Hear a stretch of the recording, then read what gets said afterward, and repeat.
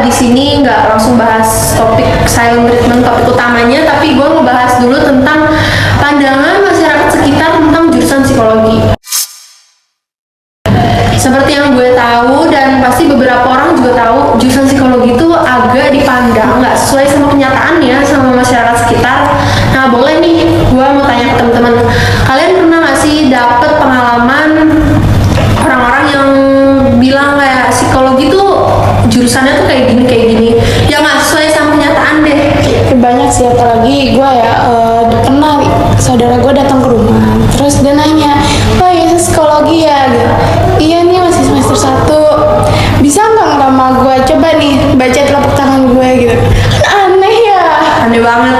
Nah, kali emang tangan kita apa ya kan? Iya. Kalau kalian berdua ada nggak? Gue sih kayak kalau mungkin sama lingkungan teman-teman ya, kayak atau mungkin saudara gitu terus tanya, "Kamu jurusan apa?" "Psikologi." Gitu. Kayak mungkin psikologi itu dipandang kayak kurang apa ya sama masyarakat tuh, mungkin kayak, "Ih, kok psikologi sih?" Berarti dianggapnya kayak punya apa ya, kita tuh punya kayak agak-agak stres ya gitu, mungkin gitu ya, mungkin kalau dari beberapa masyarakat pandangannya kayak gitu. Kalau menurut gue gitu sih.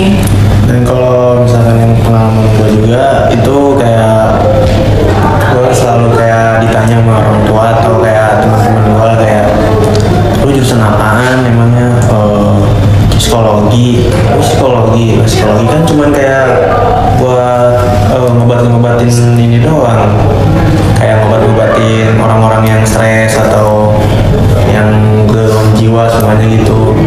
Sedangkan ya nggak cuma itu doang, psikologi itu kayak masih banyak hal yang bisa dilakukan orang-orang psikologi gitu. Benar. Jadi psikologi itu nggak cuma ngebahas aspek tentang kejiwaan aja, tapi dia tuh mencakup banyak aspek. Jadi kalau kalian nggak tahu psikologi itu mempelajari perilaku dan tindakan sosial manusia ya, itu seseorang. Jadi kita juga nggak selalu tentang kejiwaan guys, kayak gitu. Kita bahas banyak aspek dari psikologinya sendiri. Jadi psikologi juga banyak, bahkan untuk nanti kalau kita semester berapa ya, semester 3 mungkin ya, pas kita tuh ada untuk ngambil 2 linjur gitu, jurusan lagi. Jadi kita bisa ngambil PIO sama itu tuh masuknya ke klinis, sama satu lagi industri kayak gitu. Berarti bisa masuk HRD atau enggak di klinis? Iya, bisa masuk klinis. Nah, kalau klinis tuh yang mau jadi psikolog gitu. Kalau untuk yang industrinya bisa jadi HRD. HR gitu.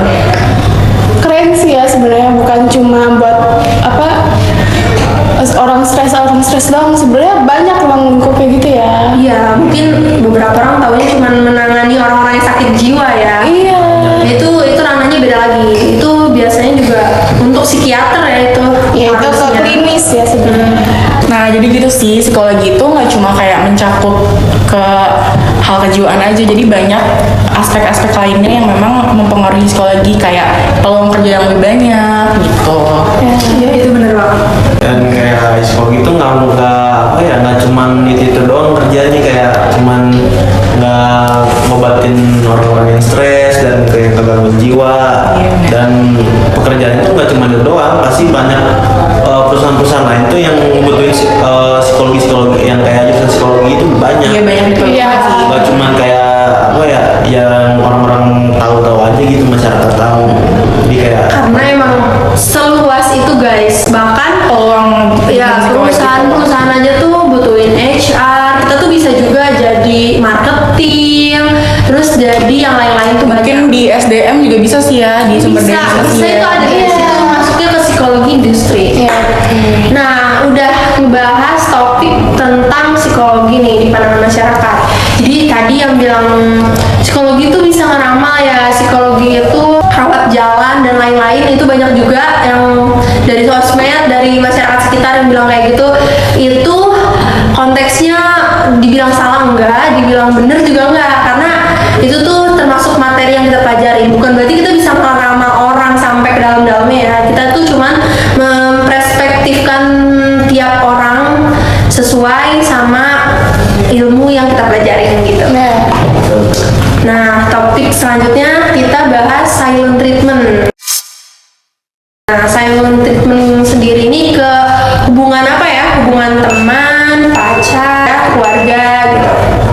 Nah, kalian sendiri pernah gak sih silent treatment ke orang, atau kalian pernah di silent treatmentin orang tuh? Wah, aku sih tipe orang yang silent treatment ya, apalagi kalau misalnya ke orang yang udah benar-benar bikin aku kesel gitu loh. Wah iya, sama sih, sama. Iya, jadi kayak dia ngajak ngomong aja udah males deh gitu.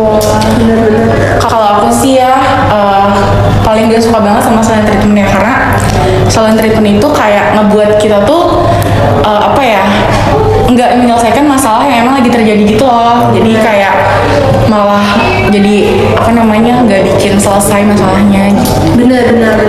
Dan kalau menurut gue ya silent treatment itu kayak apa ya, gue tuh lebih ke arah ada dua belah pihak juga sih, kayak bisa silent treatment sama kayak nggak suka sama silent treatment juga.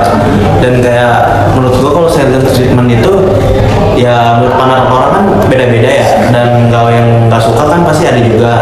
Nah kayak silent treatment itu kayak gue nggak nyaman juga, kayak misalkan gue kayak buat nahan rasa kayak ini orang kayak ngeselin banget sih, kayak ngapain sih kayak ngomong-ngomong sama gue. Dan yang kalau bilang misalkan kayak langsung gue ngomong langsung kayak gitu lebih enak, biar orang itu sadar apa yang dia lakuin ke gue gitu. Jadi kayak lu ngapain sih kayak gini, terus lu gak usah kayak gini lah, orang juga pasti nggak enak kalau misalkan diajak ngobrol kayak gitu. Oh, tipe yang to the point ya. Iya, jadi kayak nggak bisa. Biar orang itu tahu. Biasanya tuh yang suka silent treatment tuh rata-rata orang-orang introvert sih ya. Iya. Karena cara menyelesaikan masalahnya kan emang Dia diam semuanya.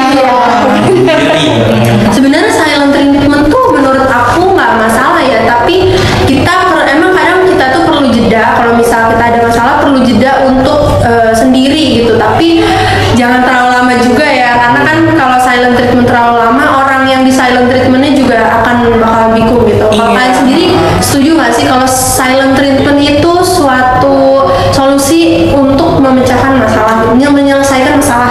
Aku sih nggak setuju ya. Nggak, aku nggak setuju. Alasannya apa tuh? Alasannya karena kan kalau silent treatment itu kan apa ya, kita nih nggak tahu ya masalah apa sih yang lagi dirasain sama mungkin kedua belah pihak tersebut kan. Jadi ya lebih baiknya disampaikan aja.